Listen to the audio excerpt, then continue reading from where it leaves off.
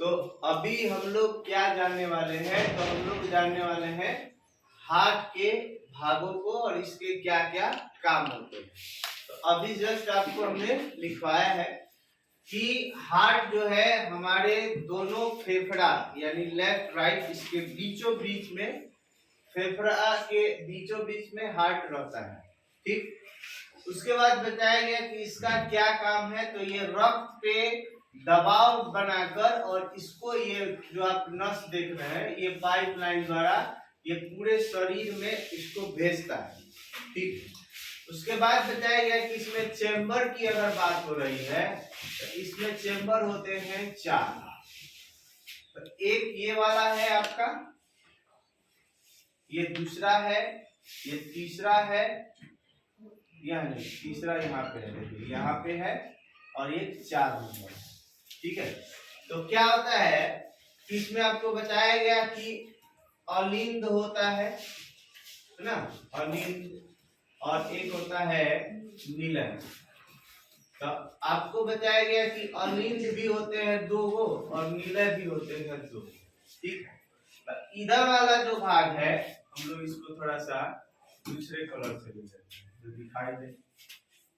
तो ये वाला जो है ये राइट अलिंद है, ऊपर वाले में अलिंद रहता है, ध्यान रखिएगा, ऊपर वाले में अलिंद, और नीचे वाले जो है ये वाला ये भी राइट ही है, इसको हम लोग बोलते हैं नीलय। ठीक है, तो अगर हम ऐसे खड़ा हो जाए तो आपका ये होता है राइट और इधर होता है लेफ्ट। तो सामने से अगर देखिएगा तो हार्ट यहाँ पे रहता है बाएं साइड में। ठीक है, तो राइट साइड में है। तो पहले क्या होता है कि रक्त जो है हमारे शरीर से जो ब्लड है वो जाता है नीलय शिरा द्वारा, इसके द्वारा अभी लिखवाए नहीं है, लिखवा देते। शिरा द्वारा जो है रक्त पहुंचता है अलिंद में। कहाँ पहुंचेगा? और अलिंद से ये ब्लड आता है यहाँ नीलय में, और नीलय फिर पंपिंग करेगा, ये इसको ऐसे दबाता है, ये नीचे मांसल भाग है, ये इसको दबाता है। तो ये इस पाइपलाइन से होते हुए ये चला जाता है फेफड़ा में। कहाँ जाता है? फेफड़ा में। और फेफड़ा में होता है इसका शुद्धिकरण, प्यूरिफिकेशन। जो वहां पे ऑक्सीजन आता है ना, जब हम लोग सांस लेते हैं तो वहां पे क्या होता है, ऑक्सीजन जाता है, तो वहां पे होता है शुद्धिकरण। और शुद्धिकरण होने के बाद फिर यहाँ पे ये फुफ्फुस धमनी द्वारा ये अंदर फिर आता है यहाँ पे अलिंद में। ये फिर कहाँ से आएगा? अलिंद में। अब पहले भी अलिंद में आया था, नीलय में गया, फिर गया फेफड़ा में, और फेफड़ा से होते हुए फिर आएगा अलिंद, और अलिंद में आने के बाद ये फिर आता है फिर नीचे एक और नीलय, एक और क्या है? नीलय। और यहाँ से मेन जो पंपिंग होगा ये वाला भाग, हईमांसल भाग, ये पंपिंग करेगा। तो इसको हम लोग बोलते हैं महाधमनी, महाधमनी। और इसी महाधमनी से पूरे शरीर में खून को भेज दिया जाता है, यही प्रोसेस है। और ये लगातार क्या करता है?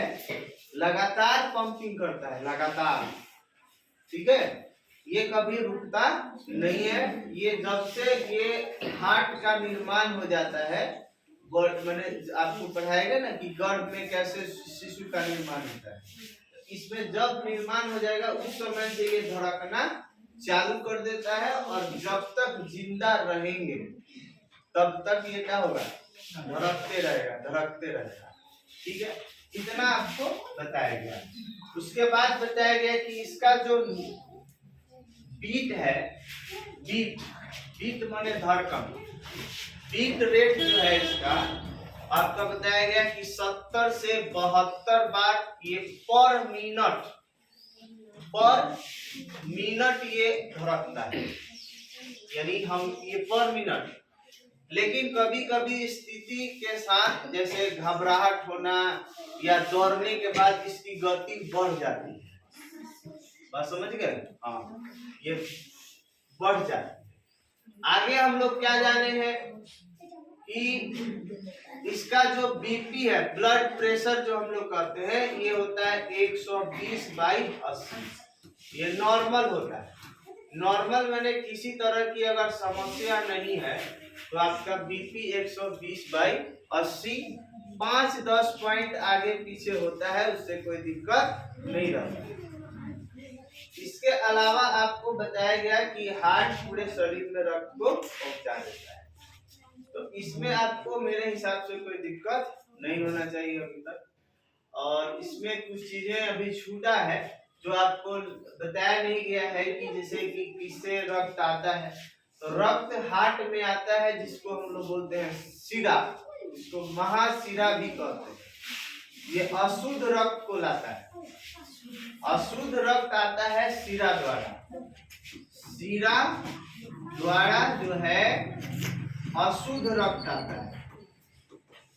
अशुद्ध रक्त हार्ट में आता है और यहाँ से जाता है फेफड़ा में, और फेफड़ा में होता है शुद्धिकरण, और वहां से फिर अलिंद में आके फिर नीलय में आएगा, और फिर ये लास्ट फाइनल जो है इस लाल वाला जो पाइप दिख रहा है, इससे ये सब खून को क्या कर देता है, ये पूरे शरीर में भेज देता है।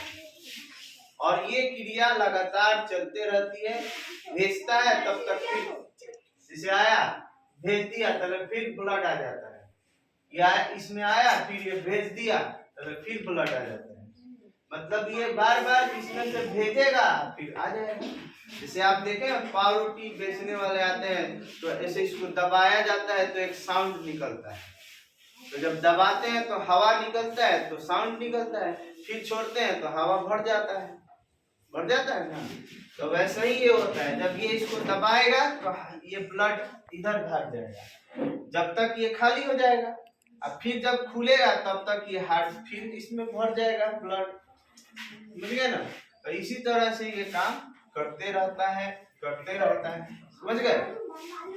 और इसके बाद हम लोग अगले क्लास में जानेंगे कि हार्ट अटैक कैसे आता है।